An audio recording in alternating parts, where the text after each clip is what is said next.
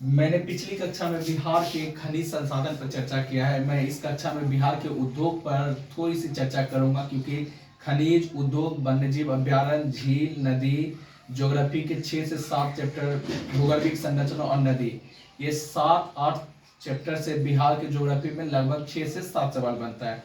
आपको हर साल एक सवाल खनिज से देखने के लिए मिलेगा। हर साल आप बीपीएससी में देखिएगा कि एक सवाल उद्योग से मिलेगा। तो मैंने खनिज डिफाइन कर दिया है। मैं उद्योग पर आज चर्चा करूंगा कि बिहार के उद्योग। सबसे पहले मैंने बिहार के उद्योग के बारे में चर्चा करने से पहले मैं ये समझाने की कोशिश करूंगा कि आखिर में किस प्रकार की बिहार में उद्योग है। आप जानते हैं तो कमेंट कीजिएगा। और बिहार में जितनी भी उद्योग है, अधिकतर जो उद्योग है वो छोटे स्तर का है, जिससे हमारे सरकार का ज़्यादा रेवेन्यू नहीं हो पाता है। और जीडीपी का मामले में हमारा महाराष्ट्र की तुलना में बहुत ज़्यादा कम है। तो बिहार का रेवेन्यू किस तरह से कम होता है, या फिर सरकार का किस तरह का, मान लीजिए 90 के या 2000 के आसपास क्या उसका रवैया रहा बिहार में उद्योग के लेके, मैं इस पर चर्चा करूंगा। अगर आपको बिहार के उद्योग को समझना है तो सबसे पहले आप बिहार को समझिए किस तरह से है।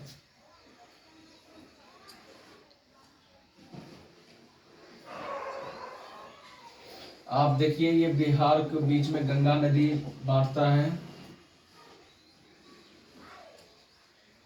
गंगा रिवर। गंगा नदी बिहार को क्या करता है, 2 बराबर भागों में बांटता है। एक तो उत्तरी बिहार हो जाता है ये, और ये दक्षिण बिहार है। देखिए, आपको असली समझ उद्योग के इस यहीं से होने वाले, आप इसको ध्यान से समझेंगे। ये उत्तरी बिहार है, ये प्रसिद्ध है किस लिए, ये बाढ़ के लिए प्रसिद्ध है। ये दक्षिणी बिहार है, ये किस लिए प्रसिद्ध है, ये सूखा के लिए प्रसिद्ध है। आपको पता है अगर इंडस्ट्रीज लगेगी तो इंडस्ट्रीज लगने के लिए दोनों ही जरूरी है। एक तो जमीन चाहिए, और जमीन के साथ साथ मान लीजिए कुछ ऐसे उद्योग है जिनकी आवश्यकता पानी से हो। आप मान लीजिए दक्षिणी क्षेत्र में लगा दिया है, वहां पर पानी की आवश्यकता सरकार पूरा नहीं कर सकता है, तो क्या होगा, बेसिकली धीरे धीरे वो जो कंपनी का ओनर होगा घाटा लगेगा, वो बंद कर देगा। और उत्तरी बिहार बाढ़ के लिए प्रसिद्ध है। आपको पता है कि ये जो उत्तरी बिहार का ये पूरा सा क्षेत्र है, ये जो नेपाल के साथ सीमा बनाता है, इसे तराई क्षेत्र बोलते हैं। इस तराई क्षेत्र में उद्योग लगाना संभव है नहीं। क्यों नहीं संभव है, रीजन इसका क्या है, तो रीजन नहीं है कि उत्तरी बिहार है बाढ़ के लिए प्रसिद्ध, जहां हर साल आपको क्या करेगा, बाढ़ के चपेट में आना पड़ता है। आप मान लीजिए अगर 6 महीना बाढ़ को पानी में निकलने में समस्या आ गया, बाढ़ के पानी में निकलने में 6 महीना लग रहा है, तो उसका उद्योग के मालिक को मुनाफा होगा नहीं, और कोई भी यहाँ पर लगाना चाहेगा नहीं, क्योंकि 6 महीना काम जो स्टार्ट करेगा वो वर्कर को सैलरी देने में ही वो चल जाएगा, और उसका कंपनी लॉस में जाएगा। दक्षिणी बिहार है तो यहाँ पर नदी का ज़्यादा समस्या है, यहाँ सूखा ही आपको मिलेगा, तो यहाँ पर भी उद्योग संभव नहीं है। पहला कारण तो आप ये जान लें कि बिहार की प्राकृतिक देन, कारण में लिखिएगा किसका कारण है, उद्योग विकसित नहीं होने का, उद्योग विकसित नहीं होने का कारण किसमें, तो बिहार में।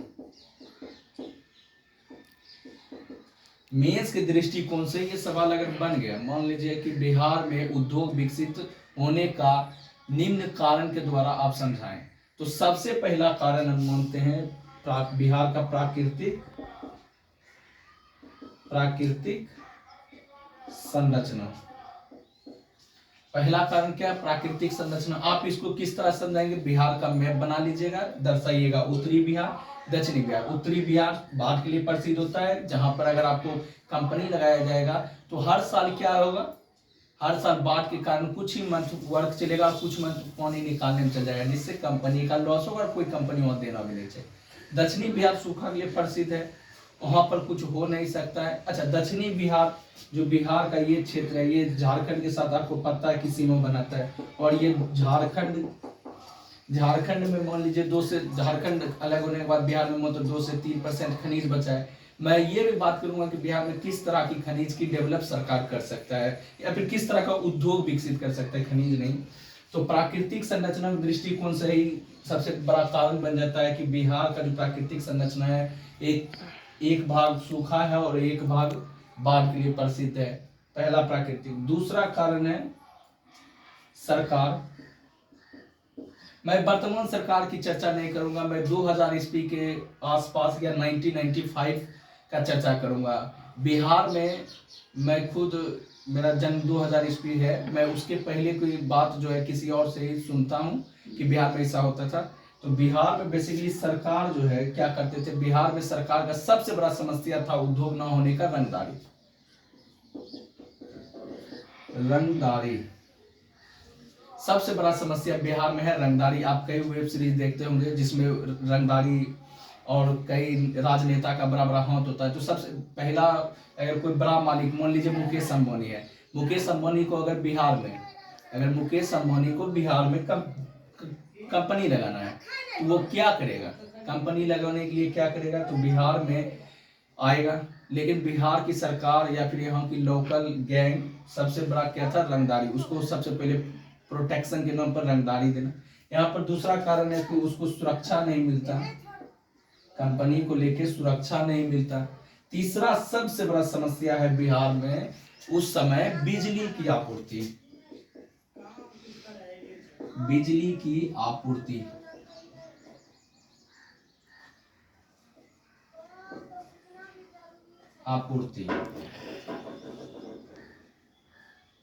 सबसे बड़ी भारी समस्या है बिजली आपूर्ति। बाढ़ के समय में आप उत्तरी बिहार जाइए, बाढ़ के दिनों में जब पानी पूरी तरह से भर जाता है या फिर खंभा उखड़ जाता है तो उस समय एक एक महीना तक क्या होता है जी, बिजली गायब रहता है।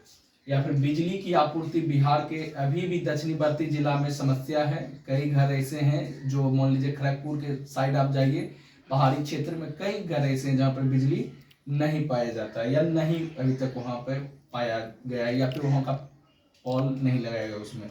तो सब प्राकृतिक संरचना, एक उत्तरी बिहार बाढ़ के लिए, दक्षिणी बिहार सूखा के लिए। सरकार में क्या क्या, तो सबसे बड़ी रंगदारी है। दूसरा प्रोटेक्शन, कंपनी के मालिक को नहीं लगेगा।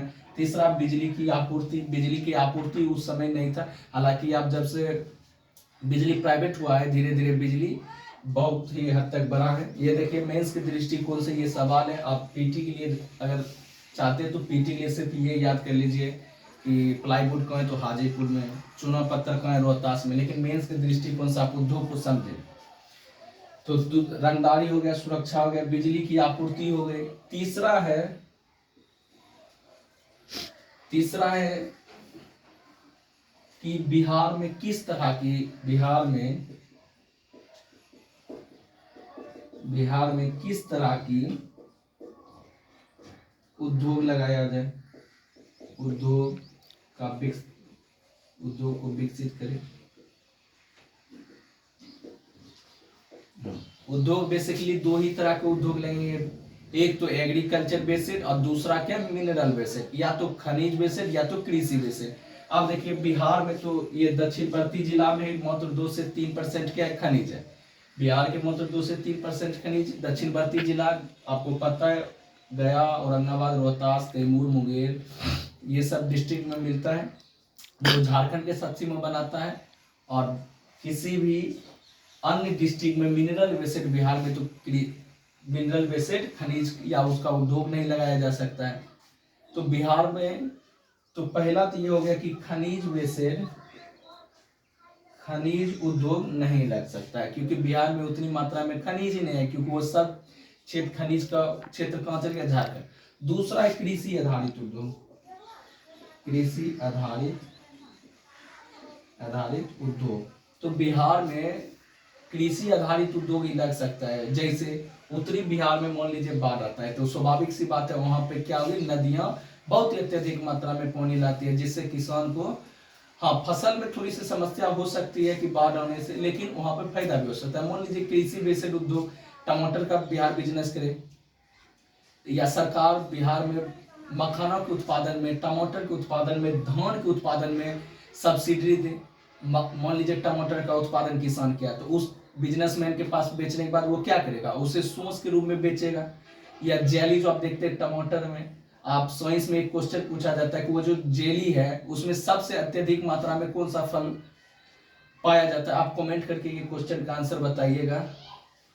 तो कृषि आधारित उद्योग जो है बिहार में सबसे अत्यधिक मात्रा में क्या होता है होगा और विकसित भी होगा, क्योंकि उद्योग जो है दो ही प्रकार के होते हैं, या तो खनिज या तो कृषि। बिहार में खनिज की समस्या बहुत ही खराब है, तो बिहार में या बिहार सरकार को या बिहार के लोगों को जो मान लीजिए उद्योग इंडस्ट्रीज देते हैं वो कृषि आधारित उद्योग ज्यादा कर सकते हैं। टमाटर आप उगाइए, टमाटर को बेचिए जिनसे सोर्स बनेगा। सब्सिडी के रूप में सरकार भी कुछ न कुछ रुपया लागू करना चाहिए मखानों के उत्पादन में, धान के उत्पादन में। तो ये था मेंस के दृष्टिकोण से कि बिहार में अगर बिहार में उद्योग विकसित नहीं हो रहा तो इसका कारण क्या क्या है। अब मैं बिहार के कुछ उद्योग को लूंगा जो किस क्षेत्र में संबंधित है, पीटी फैक्चुअल दृष्टि से वो इंपोर्टेंट हो जाता है।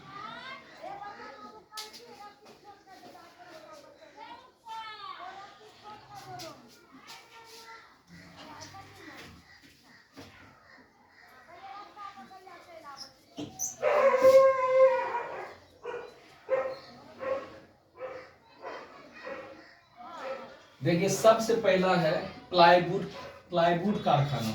तो प्लाईवुड कारखाना कहाँ है, हाजीपुर।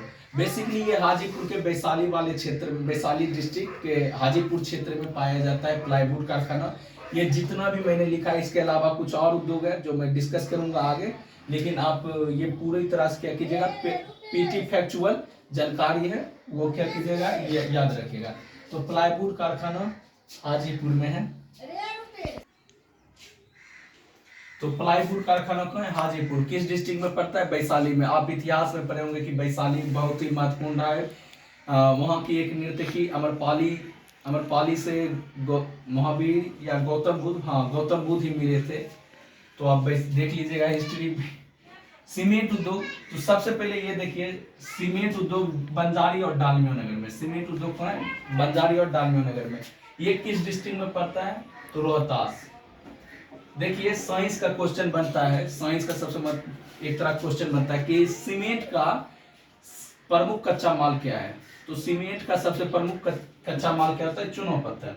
और आप मेरा अगर लेक्चर देखे होंगे बिहार में खनिज का, तो बिहार के दक्षिण पश्चिम में क्या है, चूना पत्थर कहाँ पर मिलता है, रोहतास में। आप इससे भी अंदाजा लगा के क्वेश्चन बना सकते हैं। मान के चलिए ये छोटा सा बिहार, यहाँ पर रोहतास और कैमूर है, कैमूर और रोहतास है। और इस क्षेत्र में क्या पाया जाता है, चूना पत्थर। इस क्षेत्र में क्या पाया जाता है, रोहतास में क्या पाया जाता है, चूना पत्थर पाया जाता है। और चूना पत्थर किसका प्रमुख कच्चा माल है, तो सीमेंट का। आप इससे भी अंदाजा लगा के बना सकते हैं। अंदाजा की ये कंफर्म क्वेश्चन है कि सीमेंट उद्योग का प्रमुख कच्चा माल कौन होता है, तो चूना पत्थर होता है। चूना पत्थर कहाँ पर मिलता है, तो रोहतास और कैमूर में। आप खनिज के चैप्टर में ये बात पढ़े होंगे, तो आप इनसे लगा लीजिएगा कि सीमेंट किसका, चूना पत्थर जब रोहतास में, सीमेंट उद्योग में कहाँ है, बंजारी डालमिया नगर। ये दोनों ही जगह रोहतास में पड़ता है। रोहतास किस लिए फेमस है आप बता सकते हैं, खनन उद्योग। खनन उद्योग बिहार के औरंगाबाद में पड़ता है और औरंगाबाद गया के बगल में आता है। तो खनन उद्योग बिहार के किस क्षेत्र में है, औरंगाबाद में। फिर देखिए सूती वस्त्र उद्योग। सूती वस्त्र उद्योग के लिए गया के साथ आप भागलपुर को भी ऑप्शन में रख सकते हैं, लेकिन अगर एक ऑप्शन आता है तो आप सूती वस्त्र के लिए गया टिक कीजिएगा। गया किस नदी पर है, आप कमेंट करके बता सकते हैं, परीक्षा में कई बार पूछा गया है। सूती वस्त्र उद्योग गया में है। बिहार में 1970 में बिहार में सूती वस्त्र निगम की स्थापना हुआ था। ये स्टैटिक्स क्वेश्चन है जो कि मैंने लिखा दिया है कि बिहार में सूती वस्त्र उद्योग निगम की स्थापना कब हुआ, 1970 में। और सूती वस्त्र उद्योग के लिए बिहार में कौन सा जिला फेमस है, तो गया डिस्ट्रिक्ट है। इसके अलावा भागलपुर को भी आप याद रखिएगा। रेशम आपको पता होगा, रेशम कहाँ पाया जाता है, भागलपुर में। और भागलपुर को क्या बोला जाता है, सिल्क सिटी।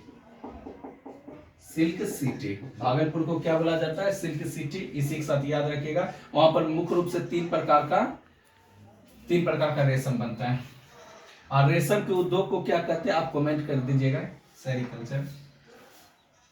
देखिए पटाखा उद्योग और डेयरी उद्योग। पटाखा उद्योग और डेयरी उद्योग ये दोनों ही पटना में है।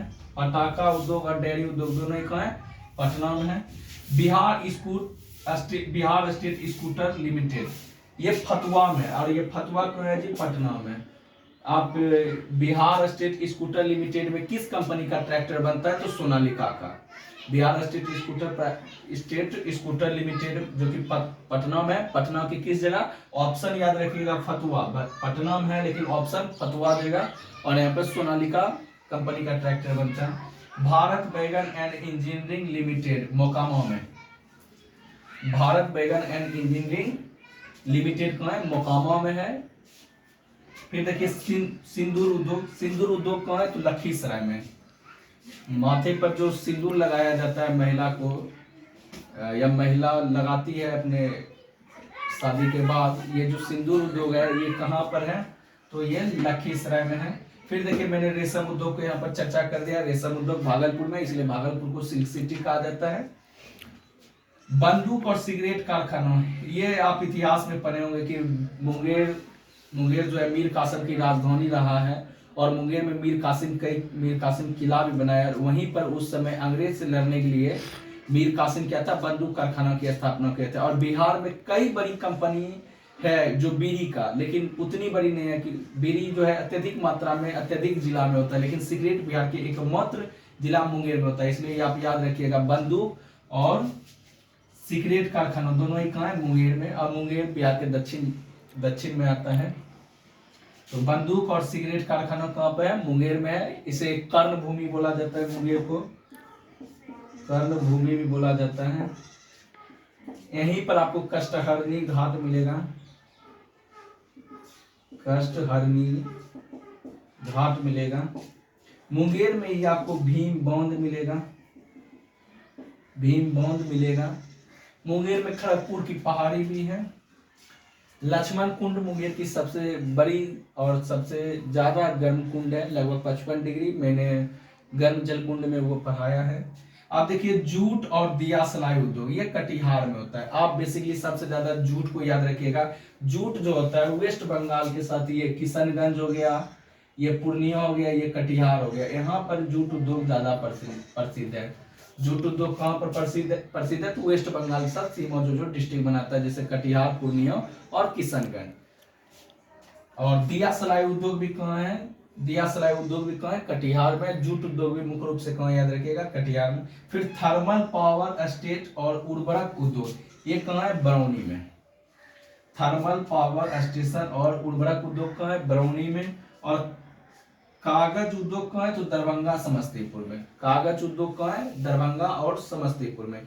इसके अलावा कुछ उद्योग और है, जैसे आप याद रखिएगा चाय उद्योग। चाय उद्योग, तो चाय उद्योग बिहार के एकमात्र जिला किशनगंज में होता है, किशनगंज में होता है। इसके अलावा याद रखिएगा एक तो थर्मल पावर स्टेशन और एक उर्वरक उद्योग भी है जो कि बरौनी में है। उर्वरक उद्योग कहाँ है? तो बरौनी में। शायद मैंने लिखा नहीं, हाँ यहाँ पर देखिए लिखा है इसी के साथ थर्मल पावर स्टेशन और उर्वरक उद्योग बरौनी में। अच्छा, बरौनी किस डिस्ट्रिक्ट में पड़ता है? तो बेगूसराय में। ये बरौनी किस डिस्ट्रिक्ट में पड़ता है? तो बेगूसराय। बेगूसराय बिहार का फाइनेंशियल कैपिटल है, बिहार का वित्तीय राजधानी। बिहार का वित्तीय राजधानी किस जिला कहा जाता है? बेगूसराय का। इसे मक्का का घर भी कहा जाता है। बेगूसराय को मक्का का घर भी कहा जाता है। बेगूसराय को मक्का का घर। बिहार का वित्तीय राजधानी कौन सा है?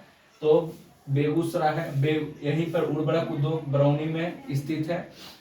यहाँ पे एक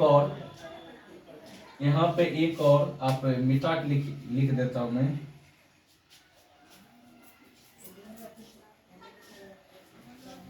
यहाँ पे आप बेगूसराय से एक बात और याद रखिएगा जो बहुत पूछा जाता है। 1964 में 1964 में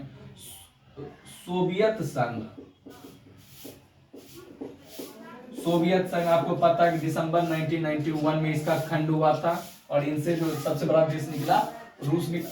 सोवियत संघ की सहायता से, अच्छा सोवियत संघ के साथ एक और देश था बेसिकली रोमानिया।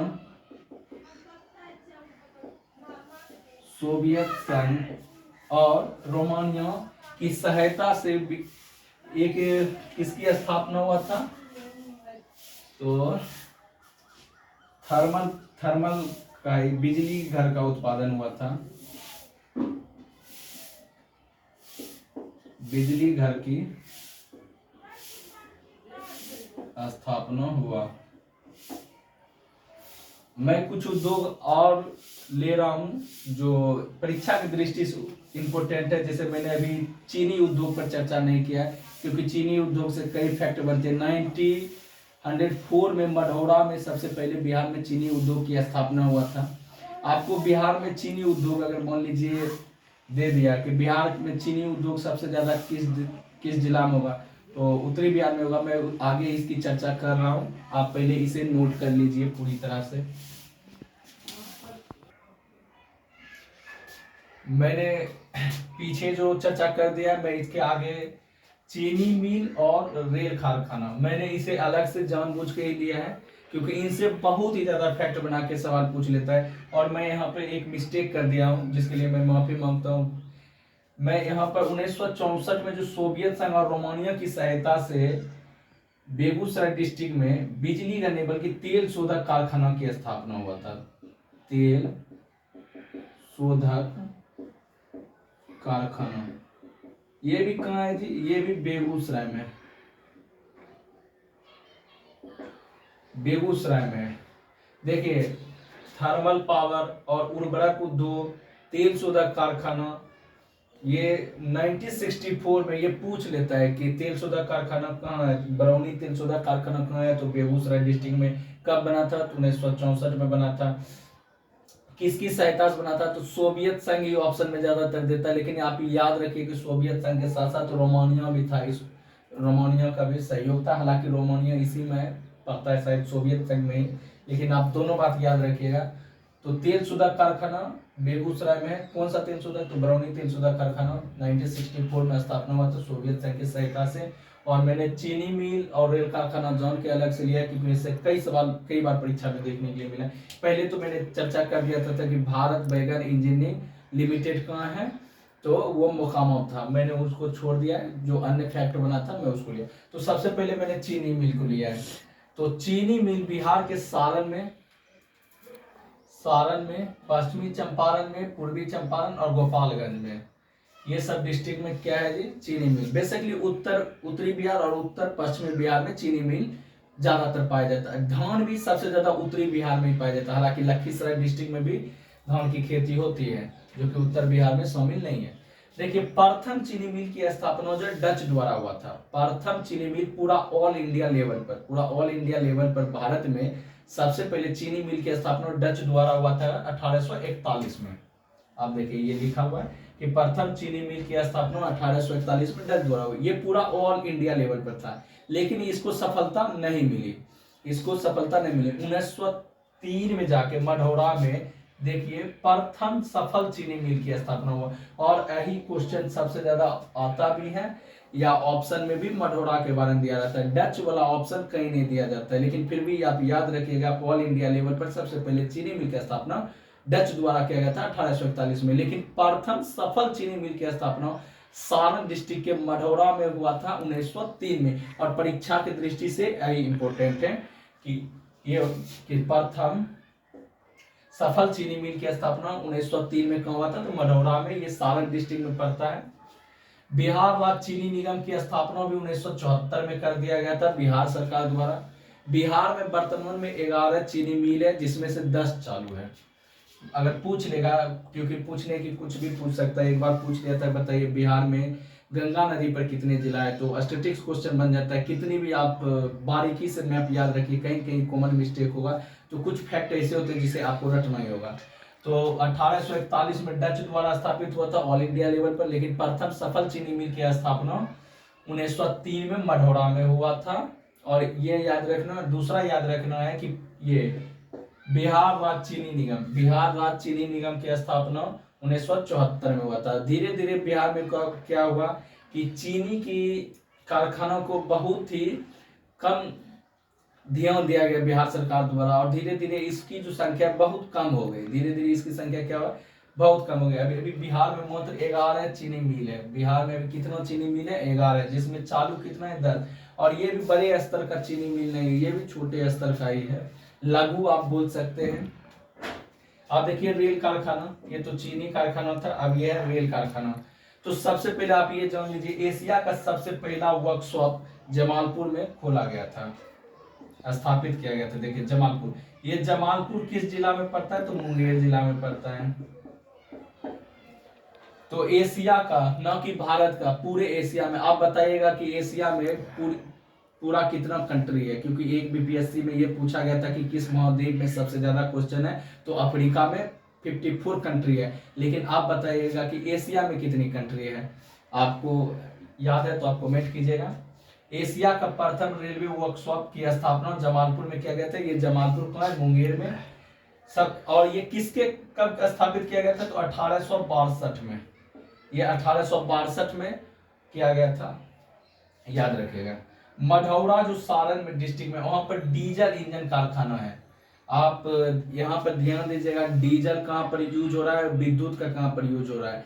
तो मढ़ौरा जो सारण डिस्ट्रिक्ट में पड़ता है, वो डीजल इंजन कारखाना वहां पर स्थापित है। तो पहला क्वेश्चन यही बन जाएगा कि डीजल इंजन कारखाना कहाँ स्थित है, तो मढ़ौरा सारण में। दूसरा है रेल पहिया कारखाना। बिहार के किस जगह पर रेलवे का पहिया का निर्माण होता है, तो रेलवे पहिया का कारखाना बेला में। अब बेला भी कहाँ है, सारण में। ये दोनों ही बहुत ही इंपोर्टेंट, ये जितना भी मैंने यहाँ पे फैक्ट लिखा है ये इंपोर्टेंट है, और यहाँ पर फंस जाता है बच्चा, आप ये ध्यान दीजिएगा। भारत बैगन पूछेगा तो मौका मारना है। फिर डीजल इंजन का कारखाना बिहार में कहाँ है, तो मढ़ौरा में, जो कि सारण में। और फिर रेल पहिया का कारखाना कहाँ है, तो वो बेला में, और ये भी कहाँ है, सारण में। ठीक। विद्युत रेल इंजन कारखाना ये मधेपुरा में, और ये बहुत ज्यादा बीबीआई है। आप यहाँ देखिए, सारण में डीजल इंजन कारखाना है। सारण में किसका स्थापना किया गया है, डीजल इंजन कारखाना का। जबकि मधेपुरा में किसका स्थापना है, विद्युत रेल इंजन कारखाना का है। यहाँ पर किसका बनता है, इससे मधेपुरा जो बनता है वो विद्युत का है, और सारण मढ़ौरा जो बनता है वो डीजल का है। तो आप ये ध्यान रखिएगा। और रेल पहिया का कारखाना कहाँ है, सारण के बेला में। अगर एग्जैक्ट पूछेगा तो रेल पहिया का कारखाना सारण के बेला में है, जबकि डीजल इंजन कारखाना सारण के मढ़ौरा में, और विद्युत इंजन कारखाना मधेपुरा में है। ये बहुत ही कंफ्यूजिंग करता है, आप याद रखिएगा। और कैरेज रिपायर रेल वर्कशॉप, ये हरनौत में स्थापित है। हरनौत बिहार के नालंदा डिस्ट्रिक्ट में है।